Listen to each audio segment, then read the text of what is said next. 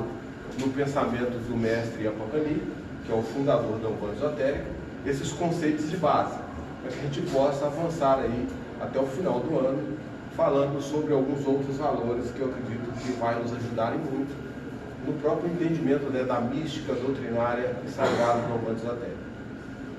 Se vocês se lembram, no encontro passado, nós falamos aqui da simbologia utilizada pelo Pai Mata, né, quando ele quis representar a Umbanda Esotérica de uma forma geométrica.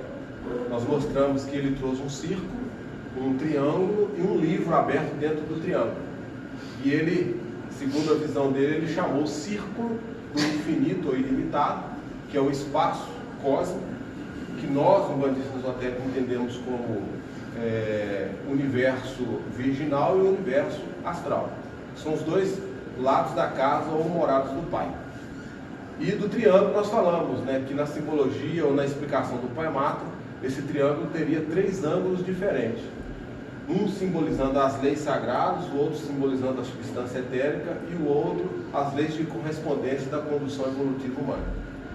Que é o que a gente, a grosso modo, entendemos como karma, ou o processo do entendimento das leis, né, de evolução humana. E por último, o próprio livro, que é o livro do destino, onde estão os arquivos, né, de todos os espíritos que hoje descem na forma, na condição humana, para experimentar aqui, né, o seu processo espiritual na materialidade, ou seja, na condição humana. Bom, isso foi o que nós falamos no último encontro. O que eu gostaria de iniciar hoje conversando com você? O primeiro postulado. Eu o considero o postulado mais complexo, talvez de todos os livros, né, escritos pela Umbanda Esotérica, ou através, né, da doutrinária da Umbanda Esotérica, independente dos mestres, né, que tenham trazido essas informações. Falar sobre a divindade, falar sobre o Pai, falar sobre Deus não é simples.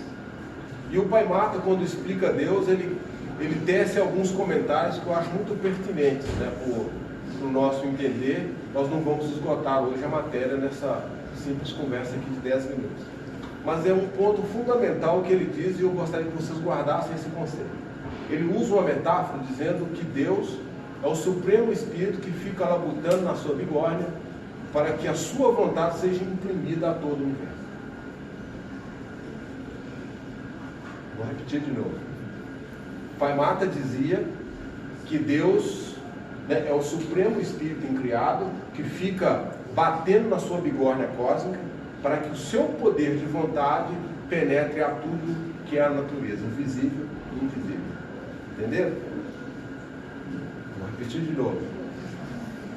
O Pai Mata diz que o Supremo Espírito, esse que nós chamamos de Deus, esse que nós chamamos de Tupã, esse que nós chamamos de Ireaê, esse que nós chamamos de Zambi, é o Espírito cuja consciência una se deflagra sobre toda a natureza visível e invisível, que nós chamamos de Deus.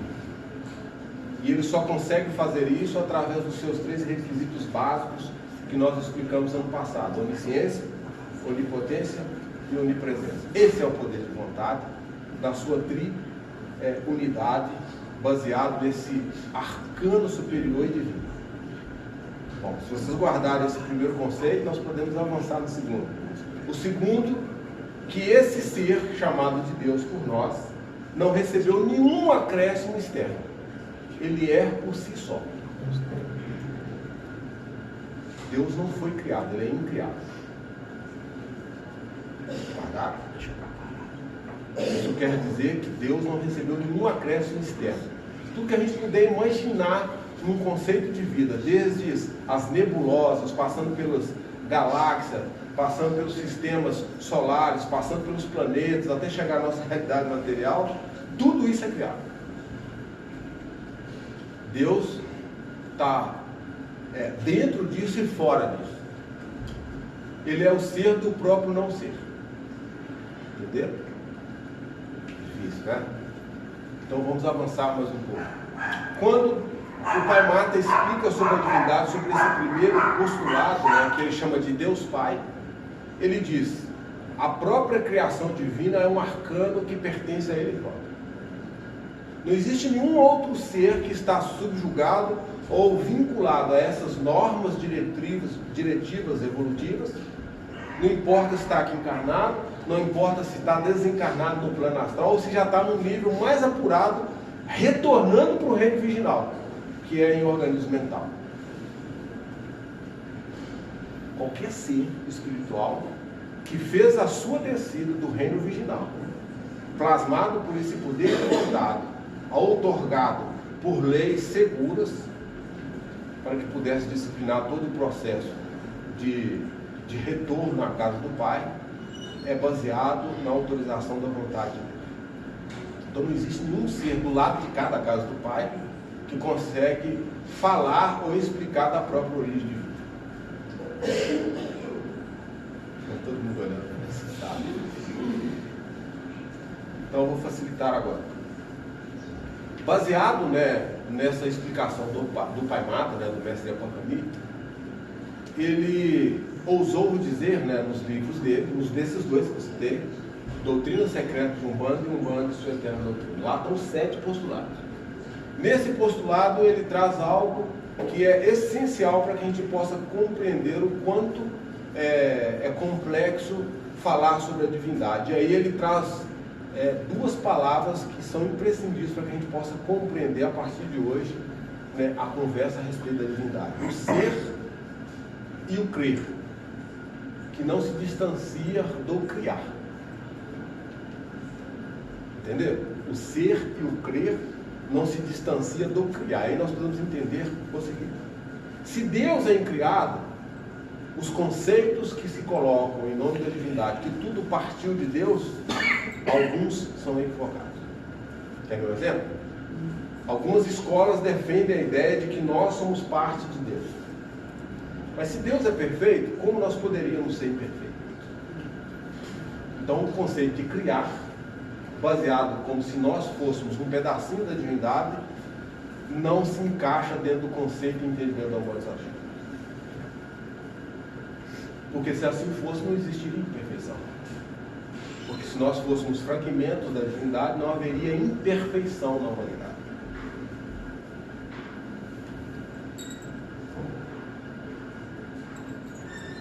Faz pensar, não faz? Então vamos avançar mais um pouco. E aqui eu encerro para que vocês possam refletir sobre tudo que nós falamos.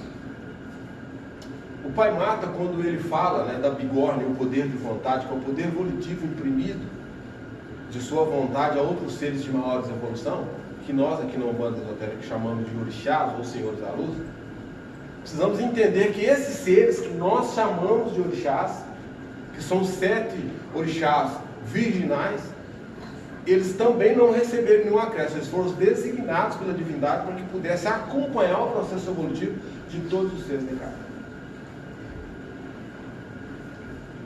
E num ponto de vista para a nossa realidade aqui, material, nessa condição de encarnado, nós precisamos compreender esse aspecto. Falamos aqui exaustivamente no ano passado que nós somos imagem e semelhança da divindade. Nós vamos entender. E para que a gente consiga entender isso, é importante que vocês se lembrem do que falamos ano passado. Nós falamos que nós somos espírito imaterial e atemporal. Mas que pudéssemos estar nesse mundo de cá, que não é o mundo da divindade, nós temos que criar corpos de manifestação. Desde os corpos mais sutis, chamados de mentais, astrais, até esse que nós utilizamos, que é o físico. O nosso poder evolutivo se dá à medida que nós vamos perdendo esse corpo, nós vamos ficando mais próximos da realidade espiritual. Perdeu o corpo físico, morreu, voltou para o astral. Morreu no astral, voltou para o mental. Morreu no mental, voltou para o reino original. Então nós criamos 7 corpos: causal, psicossomático, harmônico, mental superior, mental inferior, astral puro, astral impuro, etéreo, físico e físico. 7. Isso quer dizer que nós vamos ter 7 mortes. A daqui da matéria é simplesmente uma morte material.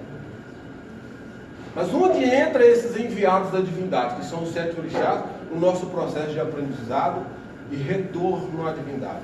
E aí a imagem e semelhança se faz entender agora. Cada dimensão nós criamos um corpo de manifestação para aquela realidade. E que poder de coesão, de condução é esse? O poder dos orixás. Por isso temos em nós os 7 chakras. Por isso que a cada encarnação a gente pode vir acobertado por um ou outro orixá. Nós da Umbanda Esotérica entendemos que a oportunidade reencarnatória pode nos permitir, no processo evolutivo, um aprendizado que vem vinculado ao poder de manifestação ou linha de força daquele orixá, que traduz os seus princípios, para que a gente possa aprender essas matérias do ponto de vista evolutivo. Então, se hoje, por exemplo, já citei esse exemplo, eu, como um sagitariano, filho de Xangô, vim nessa encarnação para aprender os princípios vinculados por este orixá. Pode ser que eu morra, volte ao plano astral e chegue lá em cima e fale: ó, tem umas matérias lá embaixo, isso não foi bem não, vamos voltar. Só que aí eu renasço não filho de Xangô, posso nascer um filho de Ogum. E se, como filho de Xangô, eu estou desenvolvendo a sabedoria, mas tem que dominar a minha soberbia, como alguns dizem, como filho de Ogum, não. Eu já tenho que trabalhar, né, o meu poder de vontade, mas ao mesmo tempo eu tenho que dominar o meu egoísmo. Olha que diferença. E aí as oportunidades reencarnatórias são a colocação nossa nesse processo evolutivo em conexão com o Senhor da Luz. E aí a gente começa a entender o que é onisciência, onipresença e onipotência, que são os 3 atributos da divindade. Enquanto nós não desenvolvermos esses atributos em nós, dentro da nossa condição de materialidade, a gente não compreenderá os mecanismos evolutivos pela linha de transmissão da divindade. E aí nós aprendemos ano passado que existem 2 princípios que são chamados de vigas mestres. Quais são eles? Sabedoria e amor. Só que no processo de convergência também a gente aprendeu que cada um desses princípios se convergem a bases da filosofia humana, para que a gente possa, dentro do credenciamento e aprendizado comum, a qual nós estamos vinculados, e galgando aí o nosso aprendizado progressivo.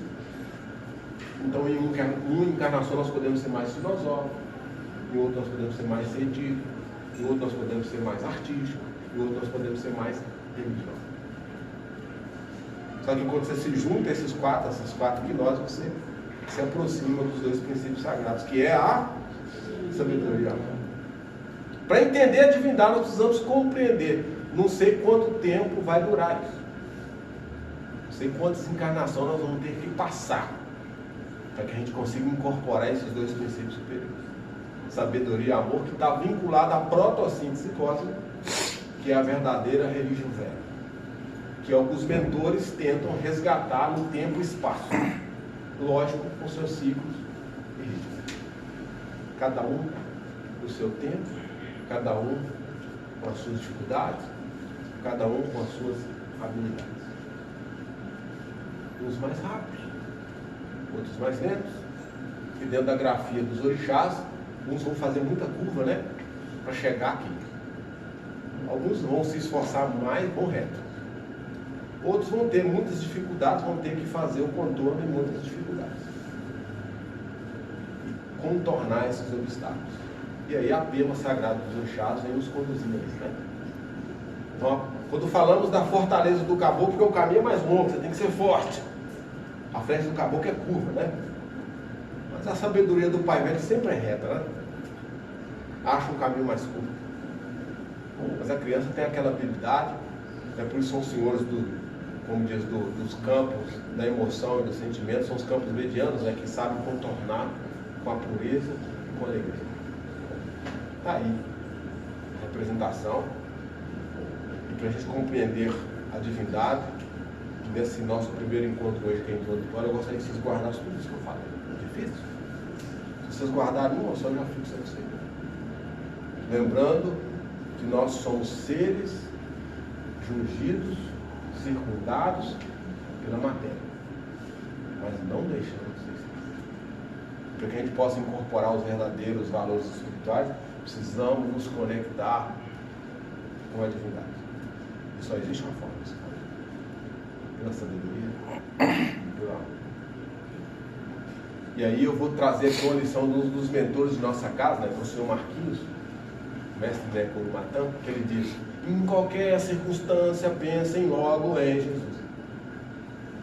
Porque foi o primeiro ser que alcançou a síntese de todo o aprendizado espiritual baseado nessa condução.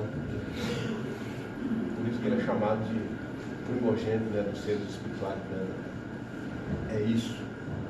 Eu não vou me estender mais, que fica cansativo. Um bom dia para você. Vamos para a nossa levação.